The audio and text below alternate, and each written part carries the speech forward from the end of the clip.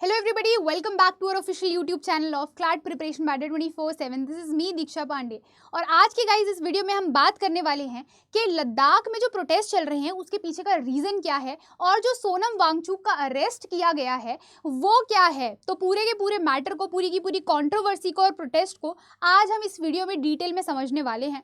तो जुड़े रहिएगा गाइज, लास्ट तक, एंड तक इस वीडियो को ज़रूर देखना। चलिए शुरू करते हैं अपने इस वीडियो को। तो हमारे पास सबसे पहला जो क्वेश्चन है वो ये सामने आता है कि लद्दाख में हो क्या रहा है। तो बेसिकली हुआ क्या कि लद्दाख की कुछ डिमांड्स थी जो वो डिमांड कर रहा था सरकार से कि हमारी ये 4 डिमांड है, इनको पूरा कर दो। सरकार ने उन डिमांड्स को क्या कर दिया, एक तरीके से खारिज कर दिया और सुना नहीं, जिस वजह से प्रोटेस्ट चलने लग गए। और उस प्रोटेस्ट को लीड करने वाला जो पर्सन था वो उनका नाम था सोनम वांगचुक। ठीक है, सोनम वांगचुक जो है वो एक क्लाइमेट एक्टिविस्ट हैं और एक एजुकेशन रिफॉर्मर हैं, जो कि बेसिकली जिनका अरेस्ट किया गया था 26 सितंबर 2025 को। और अरेस्ट करके इनको पहले लेह के प्रिजन में रखा गया और उसके बाद उनका ट्रांसफर करके जोधपुर प्रिजन में इनको डाल दिया गया है। अब ये जो प्रोटेस्ट है वो क्यों चल रहा था और क्या डिमांड रखी जा रही थी लद्दाख की, वो हम बात करते हैं। तो लद्दाख जो है वो डिमांड रख रहा था गवर्नमेंट से, सेंट्रल गवर्नमेंट से, कि हमें स्टेटहुड का दर्जा दे दिया जाए। अभी वो क्या है, अभी वो एक यूनियन टेरिटरी है, वो स्टेटहुड का दर्जा मांग रहा था। तो इस डिमांड को एक सिरे से खारिज कर दिया सरकार ने। उसके बाद जो दूसरी डिमांड थी वो ये थी कि उनको 6 शेड्यूल के अंदर डाल दिया जाए, मतलब कि जो हमारे स्पेशल प्रोविजंस बनाए गए ना अदर शेड्यूल्ड एरियाज के लिए और अदर शेड्यूल्ड ट्राइब्स के लिए, उसके अंदर इनको भी इंक्लूड कर दिया जाए ताकि यहाँ पर उनके जो ट्राइबल स्टेटस है उसका सेफगार्ड किया जा सके। इस चीज़ को भी सरकार ने मना कर दिया। उसके बाद थर्ड जो डिमांड थी वो ये रखी गई थी कि उनको उनके लिए एक सेपरेट पब्लिक सर्विस कमीशन बनाया जाए और अपॉइंट किया जाए ताकि वहाँ पर जो बेरोजगारी की समस्या है उसको डील किया जा सके। इस पर सरकार ने कहा कि ठीक है, हम सोच विचार करके बताते हैं, कुछ करेंगे इसके ऊपर।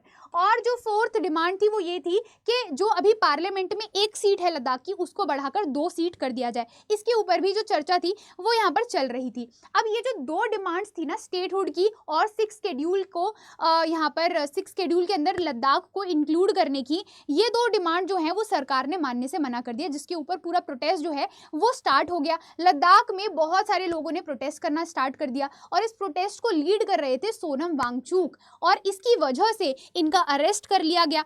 अब अरेस्ट किया क्यों? तो बेसिकली हुआ क्या कि जो प्रोटेस्ट था पहले तो वो नॉन वायलेंट था, लेकिन देखते ही देखते वो जो प्रोटेस्ट था वो वायलेंट नेचर का हो गया, मतलब कि लोगों ने दंगे कर दिए और वायलेंस करना शुरू कर दिया। मतलब कि बीजेपी का जो कार्यालय था उसे जला दिया, बहुत सारी वैन्स को, बहुत सारी पुलिस की गाड़ियों को, एम्बुलेंसेस को जला दिया। और इसकी वजह से ये जो प्रोटेस्ट था जो नॉन वायलेंट नेचर का था वो बन गया वायलेंट नेचर का। और जो सोनम वांगचुक जो सिर्फ हंगर स्ट्राइक पर ही बैठे थे, अब वो एक तरीके से पार्ट बन गए उस वायलेंस का, जिसकी वजह से उनका अरेस्ट हो गया। अब यहाँ पर जो वायलेंस किया गया था उसमें 4 लोगों की मौत हो गई और बहुत ज़्यादा प्रॉपर्टी को भी डैमेज हुआ। फिर हुआ क्या कि जो अथॉरिटीज़ थी उन्होंने वहाँ पर लगा दिया, लद्दाख के अंदर कर्फ्यू लगा दिया और वहाँ पर इंटरनेट शट डाउन कर दिया। अब उसके बाद यहाँ पर ये देखते हैं कि मतलब जो आपका टाइमलाइन थी वो क्या था।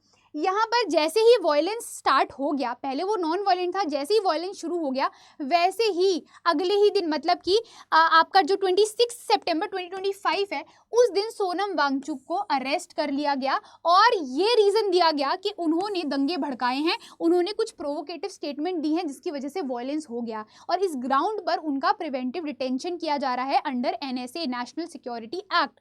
अब नेशनल सिक्योरिटी एक्ट के बारे में भी हम आगे जानेंगे। उसके बाद यहाँ पर उनको यहाँ पर लेह के प्रिजन में रखा गया और कुछ टाइम बाद उनको क्या कर दिया गया, जो जोधपुर का सेंट्रल जेल है वहाँ पर ट्रांसफ़र कर दिया गया। अब यहाँ पर हम बात करते हैं सोनम वांगचुक कौन है। तो सोनम वांगचुक बेसिकली एक क्लाइमेट एक्टिविस्ट है। उन्होंने एक टेक्निक दी थी, आइस तुपा का जो टेक्निक है वो इन्होंने ही दिया था। आइस तुपा का मतलब क्या होता है, बेसिकली वाटर कंजर्वेशन की टेक्निक है जिसमें ये आर्टिफिशियल ग्लेशियर बना सकते हैं।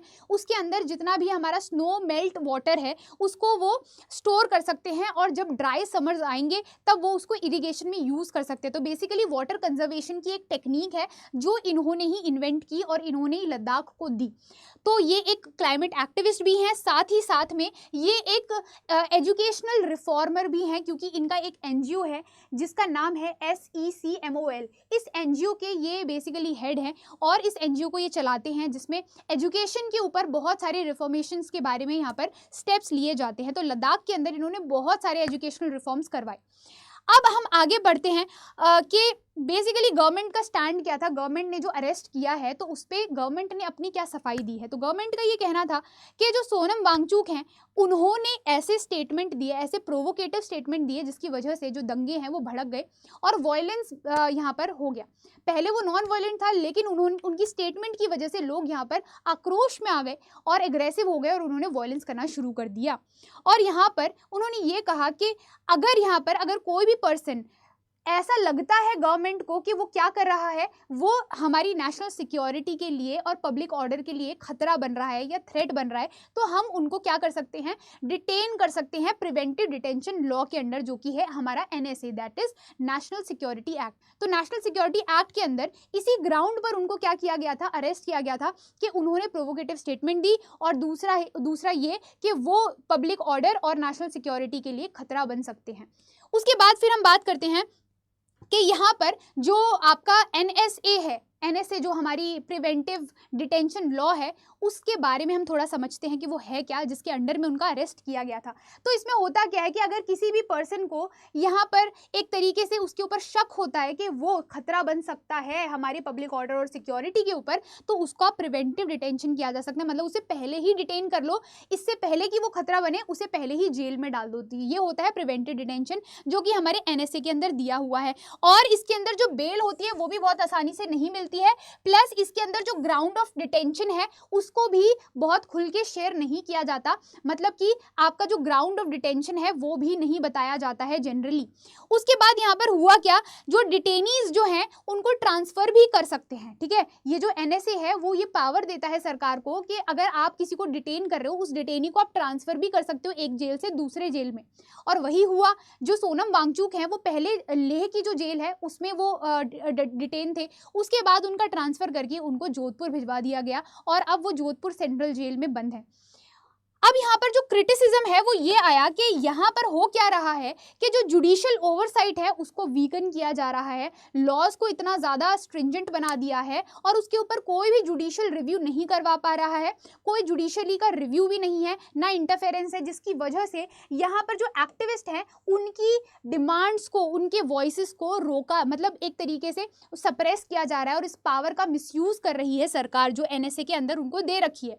फिर आते हैं हम वांगचुक की पोजीशन और उनके सपोर्टर का क्या व्यू रहा। तो वांगचुक ने ये बोला कि हमने सिर्फ हंगर स्ट्राइक की थी और मैं यहाँ पर एक तरीके से नॉन वायलेंट प्रोटेस्ट कर रहा था, मेरी कोई गलती नहीं है, मैंने ऐसा कोई प्रोवोकेटिव स्टेटमेंट नहीं दिया जिसकी वजह से दंगे भड़क जाएं। और ये जो वायलेंस हुआ है ये इस वजह से हुआ है क्योंकि जो हमारी सरकार है, हमारी जो गवर्नमेंट है, वो लद्दाख के लोगों की जो डिमांड्स हैं उसको डिस्कार्ड कर रही है और उसको सुन नहीं रही है, जिसकी वजह से लोगों में आक्रोश बढ़ रहा है, लोगों में यहाँ पर गुस्सा बढ़ रहा है। इस वजह से लोगों ने प्रोटेस्ट करा और इस वजह से लोगों ने वायलेंस किया। मेरा इसके अंदर कोई योगदान नहीं है, मैं तो सिर्फ और सिर्फ यहाँ पर एक पीसफुल प्रोटेस्ट कर रहा था, मैं तो हंगर स्ट्राइक पर ही बैठा था। तो मेरी तो यहाँ क्या गलती है और आपने तो मुझे एज अ थ्रेट बता दिया और मुझे एक तरीके से डिटेन कर लिया। उसके बाद फिर हम बात करते हैं कि NGO का जो लाइसेंस था वो कैंसिल कर दिया गया। मतलब कि जो NGO सोनम वांगचुक चला रहे थे उसके लाइसेंस को ही कैंसिल कर दिया गया। ठीक है, और वो लाइसेंस कैंसिल इसीलिए ही हुआ क्योंकि जो वायलेंस था वो यहाँ पर हो गया था और वायलेंस के जस्ट अगले ही दिन, जिस दिन वायलेंस हुआ उसके जस्ट अगले दिन इनके जो लाइसेंस है उसको कैंसिल कर दिया गया और इसी ग्राउंड पे किया गया कि उन्होंने एक प्रोवोकेटिव स्टेटमेंट दी है। ठीक है, उसके बाद फिर हम आगे चलते हैं कि यहाँ पर FCRA जो है उसका क्या मतलब है। ये एक एक्ट है जिसका नाम है फॉरेन कंट्रीब्यूशन रेगुलेशन एक्ट। इस एक्ट के अंदर बेसिकली जो फॉरेन फंडिंग होती है, जो बाहर से विदेश से जो फंडिंग आती है NGOs को, उसके ऊपर रेगुलेशन लगाया जाता है। ये जो एक्ट है वो उन फंडिंग्स को रेगुलेट करता है कि कोई फंड ऐसा ना हो कि जो हमारे फॉरेन का इन्फ्लुएंस है वो हमारे इंटरनल कंट्री के अफेयर्स पर ज़्यादा बढ़ जाए फंडिंग की वजह से। इस वजह से फंडिंग को रेगुलेट किया जाता है और फंडिंग को रेगुलेट करने का काम इस एक्ट का है। फिर हम बात करते हैं हमारे नेक्स्ट टॉपिक की, जो कि है human rights and legal concerns. तो यहाँ पर ह्यूमन राइट्स क्या क्या है और क्या क्या लीगल कंसर्न जुड़े हुए हैं इस प्रोटेस्ट से रिलेटेड। तो जो ड्यू प्रोसेस था ना, वो बेसिकली ड्यू प्रोसेस का एक तरीके से धज्जियां उड़ा दी गई हैं, क्योंकि यहाँ पर प्रिवेंटिव डिटेंशन जो है उसके ऊपर जुडिशियल ओवरसाइट जो है वो बहुत ही ज़्यादा लिमिटेड है, और यहाँ पर जो रेगुलर क्रिमिनल ट्रायल है वो भी बहुत डिले है, और प्रिवेंटिव डिटेंशन लॉ लगाया जा रहा है जिसकी वजह से किसी को भी शक के आधार पर क्या कर रहे हैं, अरेस्ट कर रहे हैं। तो ये जो ड्यू प्रोसेस है वो थोड़ा सा यहाँ पर एक मैटर ऑफ कंसर्न बन के आया है। उसके बाद सेकेंड हमारा इशू है that is access to council, यानी कि जो वांगचुक हैं, सोनम वांगचुक, इनका जो यहाँ पर ट्रांसफर किया गया है ना, पहले वो लेह लद्दाख में थे, उसके बाद उनको ट्रांसफर करके कहाँ डाल दिया गया, उनको डाल दिया गया जोधपुर की सेंट्रल जेल में। तो यहाँ से बेसिकली वो अपने रिलेटिव से ढंग से नहीं मिल पा रहे हैं, ना ही वो अपने लॉयर से कंसल्ट कर पा रहे हैं, जिसकी वजह से बहुत ज़्यादा प्रॉब्लम्स उनको फेस करनी पड़ रही हैं। फिर हम आते हैं चिलिंग इफेक्ट्स के ऊपर। तो चिलिंग इफेक्ट का गाइज ये मतलब होता है कि जब यहाँ पर जो सरकार है वो अपने पावर्स का मिसयूज करके बाकी के जितने भी एनजीओज हैं, एक्टिविस्ट हैं, तो इनकी जब आप आवाज़ को दबा देते हो, ठीक है, इनकी वॉइसेस को आप दबा देते हो, वो होता है चिलिंग इफेक्ट। तो यहाँ पर जो एनएसए जो बनाया गया है और यहाँ पर जो सरकार का जो स्टैंड है वो एक तरीके से चिलिंग इफेक्ट का काम कर रहा है कि यहाँ पर जितने भी प्रोटेस्टर्स थे जो कि प्रोटेस्ट कर रहे थे, पीसफुल प्रोटेस्ट कर रहे थे, उनको क्या कर लिया गया, डिटेन कर लिया गया, और ये चिलिंग इफेक्ट एक यहाँ पर हमको देखने को मिल रहा है।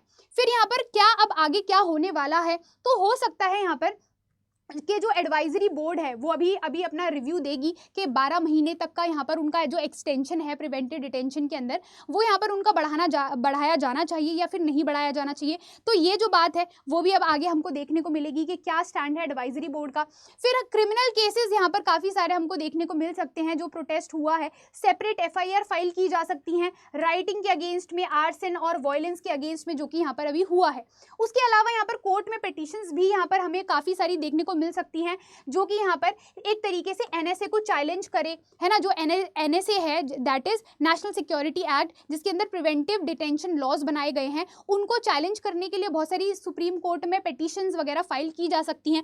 उसके अलावा यहाँ पर पॉलिटिकल टॉक्स भी अभी यहाँ पर होने वाली हैं। यहाँ पर गवर्नमेंट जो है, सरकार ने एक डेट दे दी है कि 8 अक्टूबर को यहाँ पर हम बातचीत करेंगे और देखेंगे कि क्या हो सकता है, उनके जितनी भी डिमांड्स हैं उनको सुना जाएगा, ठीक है। तो ये सारी चीज़ें अब आगे होंगी। उसके बाद यहाँ पर ये केस मैटर क्यों करता है, ये जो पूरा प्रोटेस्ट है, ये पूरा जो कंट्रोवर्सी और केस है वो क्यों मैटर करता है, तो ये जो सिविल लिबर्टी है, ये सिविल लिबर्टी का जो पूरा मामला है वो हमको देखने को मिल रहा है, क्योंकि यहाँ पर जो बैलेंस है एक हमारे प्रोटेस्ट, पीसफुल प्रोटेस्ट के ऊपर और नेशनल सिक्योरिटी का जो बैलेंस है वो यहाँ पर बहुत बड़ा सवाल खड़ा कर रहा है कि क्या इनके बीच में बैलेंस बनाया जा रहा है, क्योंकि यहाँ तो पीसफुल प्रोटेस्ट हो रहा था और दूसरी तरफ यहाँ पर एनएसए का यूज़ किया गया और उनको अरेस्ट कर लिया गया। तो यहाँ पर लोगों का यही कहना है कि जो अरेस्ट था वो अनलॉफुल था। इस वजह से ये जो क्वेश्चन है सिविल लिबर्टी का, ये सबसे बड़ा क्वेश्चन जो है हमारे सामने खड़ा है। उसके बाद जो सेंटर रीजन रिलेशन है वो भी खराब हो सकते हैं, क्योंकि यहाँ पर जो लद्दाख की अनसॉल्व्ड गवर्नेंस इश्यूज हैं वो काफ़ी टाइम से चले आ रहे हैं और इनके ऊपर कोई भी कार्रवाई नहीं की गई, ना ही उनके ग्रीवेंसेस को एड्रेस किया गया। उसके अलावा यहाँ पर एनजीओ के ऊपर रेगुलेशन किया जा रहा है, और यहाँ पर जो इनका ये जो एक्ट बनाया गया है FCRA, इस एक्ट के थ्रू आप एनजीओ के क्या कर रहे हो, एनजीओ के लाइसेंस को कैंसिल कर रहे हो। तो ये आप इस टूल का यूज़ करके आप इसको मिसयूज़ भी तो कर सकते हो। उसके बाद यहाँ पर इंटरनेशनल इमेज जो है वो हमको देखने को यहाँ पर मिले। बेसिकली ये जो, क्योंकि इनके इस पूरे केस के अंदर सोनम वांगचुक जैसी इंटरनेशनल पर्सनैलिटी इन्वॉल्व हो गई है और ये जो पूरा मैटर है वो बहुत ज़्यादा बढ़ चुका है। तो यहाँ पर जो इंटरनेशनल मीडिया का अटेंशन है वो भी यहाँ पर हमको काफ़ी ज़्यादा देखने को मिलेगा। अब बताइए आपके हिसाब से आपका क्या मानना है, क्या राय है, क्या ओपिनियन है इस पूरे के पूरे प्रोटेस्ट के ऊपर, बताना ज़रा मुझे कमेंट करके। सो गाइज, यहाँ तक था हमारा पूरा का पूरा ये वीडियो। आई होप आप सभी लोगों को पसंद आया होगा और समझ में भी आया होगा। मिलेंगे अब अपने नेक्स्ट वीडियो में, तब तक के लिए bye bye and take care.